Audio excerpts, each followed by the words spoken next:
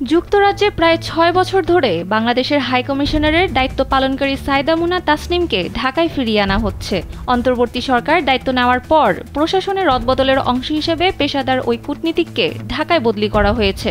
রোববার পররাষ্ট্র মন্ত্রণালয়ের মহাপরিচালক মোহাম্মদ নাজমুল হক স্বাক্ষরিত এক দাপ্তরিক আদেশে সাইদা মুনা তাসনিমকে লন্ডনের দায়িত্বভার ত্যাগ করে অনতিবিলম্বে ঢাকায় ফিরতে বলা হয়েছে।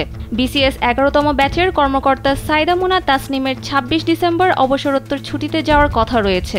সাধারণত একজন কূটনীতিক ৩ বছর রাষ্ট্রদূতের দায়িত্ব পালন করে থাকেন। তবে আওয়ামী লীগ সরকারের অত্যন্ত আস্থাভাজন হওয়ায় তিনি ২০১৮ সালের ৩০ নভেম্বর থেকে লন্ডনে হাইকমিশনারের দায়িত্ব পালন করে আসছেন। স্যান্ডেলিনা সো, রূপচর্চায় আভিজাত্য।